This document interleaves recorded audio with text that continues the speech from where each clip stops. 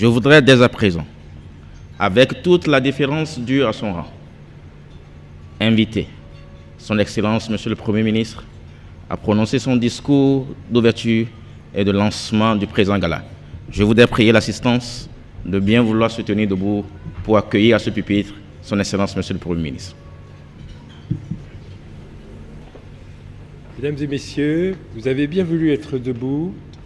Alors au fond, je voudrais profiter de cette attitude qui est la nôtre tous ensemble pour rappeler la mémoire du général Mathieu Kérékou. Et puisque nous sommes dans une période consacrée à son souvenir, rappeler qu'il est peu d'hommes dans l'histoire et peu d'hommes dans l'histoire de l'Afrique qui ont été à la fois le père d'une révolution et le père d'une démocratie. C'est donc en hommage que je voudrais que nous placions ce soir cette soirée qui est une soirée d'optimisme sur le dynamisme des entreprises. Je vous remercie, surtout asseyez-vous. Merci.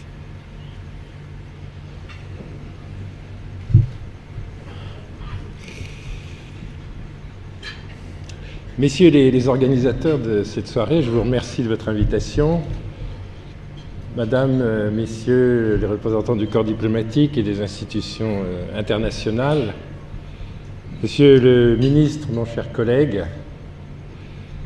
chers chefs d'entreprise, chers amis, je suis très honoré et reconnaissant pour le Bénin qu'après les pays frères du Sénégal, du Mali, du Burkina, le Bénin a été retenu pour accueillir cette célébration des entreprises dynamiques. C'est une extraordinaire initiative que de créer cette émulation, cette concurrence dans la qualité et dans l'innovation entre les pays de notre région qui est d'ailleurs de plus en plus solidaire.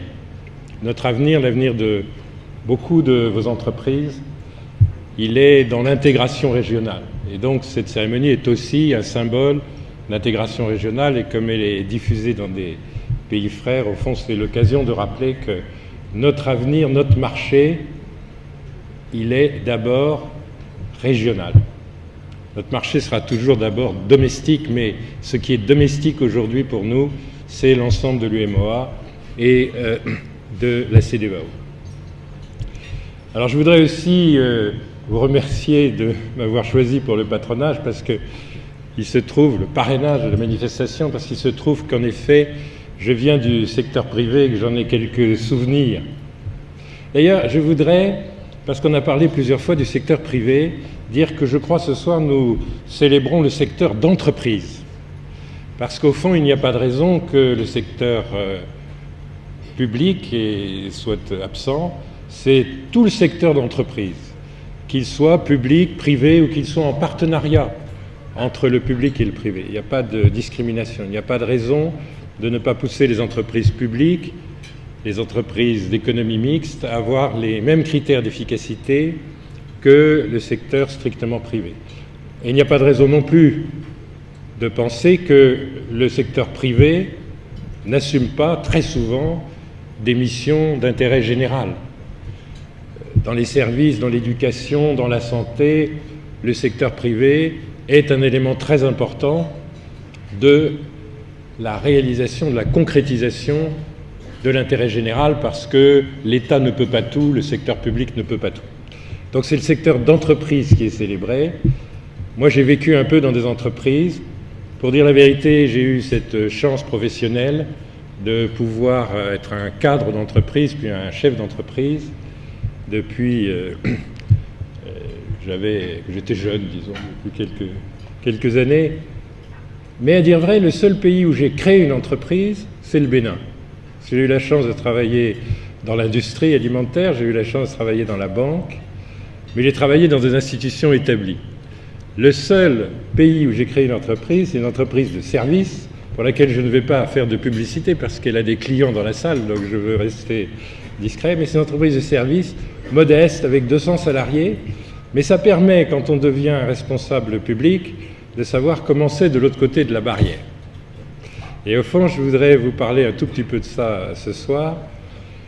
Vous avez donc dans cette salle les représentants des entreprises les plus dynamiques. Je crois que c'est très important que ce mot de dynamique, c'est très important que cette idée d'émulation, de concurrence, il va y avoir un top 10, mais au fond, l'an prochain, il faudra gagner le top 10 si on n'y est pas encore. L'émulation, la concurrence, c'est la vie quotidienne des entreprises. Et donc, ce sens de la mesure selon des critères objectifs, la qualité d'entrepreneur et des ressources humaines, l'innovation, le fait de créer son marché et d'atteindre des parts de marché, au fond, ça, c'est la vie vraiment quotidienne de l'entreprise. Une des grandes différences entre l'entreprise et l'État, qui vous manque un peu quand vous passez de l'entreprise à l'État, c'est que dans l'entreprise, vous êtes stimulé tous les jours par des indicateurs de performance. Et je crois que c'est très important, d'ailleurs, pour la bonne gestion publique, que nous multiplions les indicateurs de performance, parce qu'ils sont extrêmement stimulants. On se mesure en permanence. Il faut que l'État aussi se mesure en permanence. Ce que je voudrais simplement vous dire, c'est que l'État doit être là pour accompagner les entreprises et faciliter leur vie. C'est un peu un changement de mentalité. C'est un peu un changement de mentalité. En effet, l'État justifie son action dans notre économie s'il devient un facilitateur et un accélérateur du développement des entreprises. C'est le sens des efforts qui sont faits pour essayer de créer un environnement des affaires plus favorable. Mais il faut que nous allions plus vite. L'accélération, comme on dit au fond dans l'économie numérique, il n'y a pas que des incubateurs, il y a aussi des accélérateurs. Et il y a beaucoup de gens d'ailleurs ici qui représentent l'économie numérique, les télécommunications. Le concept d'accélération est très important. De temps en temps, je me demande, est-ce que l'État ralentit ou est-ce qu'il accélère ? Il faut qu'il accélère les transformations que les entreprises veulent pour elles-mêmes. Il faut que l'attractivité du pays, nous en soyons bien conscients, soit faite de ce que les entreprises puissent innover. Nous avons créé à la primature, malheureusement il a accepté l'invitation, donc il risque de devoir donner sa carte de visite, une équipe pour répondre aux entreprises quand elles ont des questions vis-à-vis de l'administration. Et comme on dit en mauvais français, pour qu'on ait un fast track, pour qu'on ait une voie qui permette aux entreprises que leurs problèmes soient écoutés plus vite, de façon à être résolus plus vite. Prenez la primature pour un guichet destiné à vous faciliter l'accès à l'administration. C'est difficile d'obtenir des autorisations, c'est difficile de passer à travers les procédures, même s'il y a des progrès au classement Doing Business, nous devons aller plus vite et nous voulons que les services du Premier ministre, le ministère du Développement, qui en est le sous-jacent, soient non pas le gardien des fonctions régaliennes, mais l'accélérateur des projets d'entreprise. Et quand je dis projet d'entreprise, ça désigne toutes les entreprises. Tout à l'heure, je disais publiques et privées, je dis étrangères et nationales. Il n'y a pas de biais particulier selon la nationalité. Les entreprises doivent savoir qu'elles ont une maison où elles peuvent venir dire « j'ai besoin que l'État me facilite la vie ». Même si je n'ai pas besoin d'aide, j'ai besoin que les procédures de l'administration soient à mon service. Ça, c'est très important. Le client est roi. Quel est le client de l'administration ? C'est le citoyen. Le citoyen, dans toutes ses réalisations, y compris ses réalisations d'entreprise. Donc, essayons ça ensemble, si vous le voulez bien. Et puis, il faut qu'on arrive à mettre au point ce qui facilite la vie en termes institutionnels. Madame l'ambassadrice représentante du système des Nations Unies, vous savez, nous travaillons beaucoup maintenant pour les objectifs du développement durable, hier pour ceux du millénaire, et nous sommes vraiment heureux de remercier les partenaires qui sont associés à cette soirée et les partenaires techniques et financiers qui sont associés à nos pays en général, au Bénin en particulier. Je vous salue vous-même, Madame, pour votre enthousiasme. Je salue la GIZ qui fait un travail de terrain absolument formidable, qui est un bon exemple d'excellente coopération bilatérale. Je salue avec monsieur l'ambassadeur du Japon, cher ami, un travail du Japon extraordinaire dans le domaine social, dans le domaine du développement aux côtés du Bénin. Donc nous avons besoin de tous ces partenaires, mais nous devons faire des actes plus rapidement pour atteindre plus facilement ces objectifs de développement durable. Si on veut des entreprises créatrices d'emplois, si on veut des entreprises compétitives, il faut faire les gestes nécessaires. J'ai vérifié que la loi sur la création du tribunal de commerce, qui est quelque chose qui est une demande des entreprises, parce qu'on a besoin d'avoir des procédures collectives qui fonctionnent, on a besoin de traiter rapidement les litiges sur les contrats. J'ai vérifié qu'elle était sur le bureau de l'Assemblée nationale. Je prends l'engagement, sous évidemment la réserve de l'enthousiasme, mais je crois qu'il sera là, de nos parlementaires, de ce que cette transformation institutionnelle nécessaire, absolument minimale, prenne effet avant même la fin du mandat de son Excellence le Président de la République. Et je sais qu'il est très attaché à ce que nous fassions en permanence des transformations institutionnelles et pratiques. Nous allons prendre toute une série de mesures en profitant du développement du numérique pour faciliter les formalités, pour faciliter l'application de la fiscalité. Nous avons fait beaucoup de choses et nous continuerons d'en faire dans le domaine de l'économie maritime, et je salue mon collègue qui s'y attache. C'est très important, c'est la plus grande entreprise du pays, mais surtout c'est 25 000 salariés de très nombreuses entreprises, et surtout l'efficacité d'une infrastructure comme celle-là, et demain d'autres infrastructures de logistique, son efficacité, elle est clé en matière de fonctionnement des entreprises. Si elle n'est pas toujours optimale, il se trouve quand même qu'elle a fait des progrès très importants. Et de temps en temps, nous nous comparons en termes d'infrastructures à nos pays voisins. Mais moi je dis, oui, le port de Cotonou est stimulé par le port de Lomé, qui est stimulé par le port de Tema, qui est en concurrence avec le port d'Abidjan ou avec San Pedro. Et c'est très bien ainsi. Nous devons en permanence nous étalonner, nous devons être un peu meilleurs chaque jour parce que nous sommes en concurrence. Et de toute façon, nous allons vous faire une confidence. Les besoins logistiques de cette région du monde sont infinis. Et donc il y a de la place pour Lagos, Badagry, Cotonou, Lomé, Tema et Abidjan. Ça n'est pas le problème. Mais en revanche, ce qui est formidable, c'est que dès qu'il y a des services qui sont meilleurs, une rapidité qui est meilleure, des coûts qui sont plus bas, dans le cadre de cette concurrence saine interrégionale, et il n'y a pas que la logistique qui soit dans ce cas, eh bien, nous faisons avancer l'économie. C'est un facteur de progrès. Donc l'État, il est là pour ça, et il n'est là que pour ça. Je sais que ça n'est pas forcément la représentation que tout le monde en a dans la salle. Ça n'est pas forcément même la représentation que j'en avais il y a 4 mois. Mais c'est une raison de plus pour que collectivement, nous demandions à l'État ce que les citoyens demandent, c'est-à-dire que l'État soit là modestement pour faciliter la vie, pour lever les obstacles et pas pour en créer.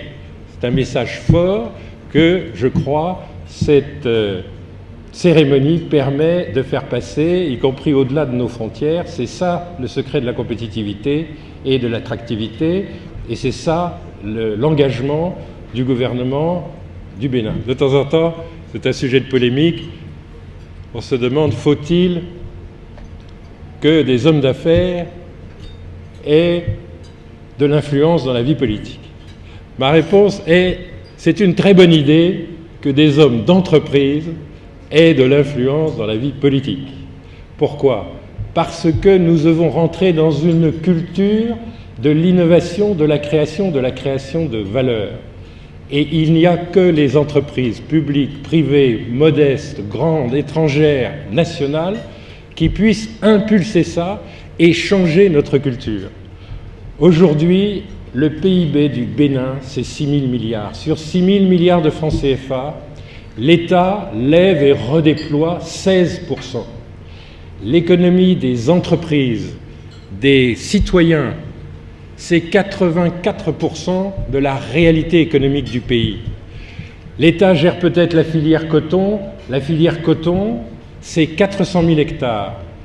L'agriculture du Bénin, c'est 4 millions d'hectares. Il faut voir ce qu'est vraiment le Bénin. Et je dis cela du Bénin, mais c'est vrai des pays de notre sous-région. C'est une partie du monde où, parce que les États sont encore modestes, le rôle de la société civile est absolument premier. L'État a un rôle d'impulsion, mais c'est dans les entreprises, c'est dans les ménages qu'on crée l'Afrique de demain. Nous, notre rôle, c'est de vous donner un environnement qui s'améliore un peu tous les jours. Le tableau macroéconomique du Bénin, 5% de croissance en volume, 6% de croissance en valeur, 0% d'inflation, un endettement modéré. Nous avons des marges de manœuvre pour vous aider et vous accompagner. Nous sommes dans une année très politique, presque préélectorale. La bonne nouvelle, et pour moi c'est ma fierté, et il faudra absolument que nous améliorions ça encore dans les mois et les semaines qui viennent. Nous laissons un pays qui a des marges de manœuvre pour que les entreprises les plus dynamiques puissent être encore mieux accompagnées. Il faut que ces entreprises fassent entendre leur voix, il faut qu'elles disent « Nous voulons que l'État utilise ses marges de manœuvre pour l'attractivité de nos pays, pour la compétitivité, parce que ça c'est la grande mission d'intérêt général, c'est la seule façon d'arriver à créer les emplois que nos très nombreux enfants et adolescents à mettre au travail dans les années qui viennent réclament, exigent et méritent. Et méritent.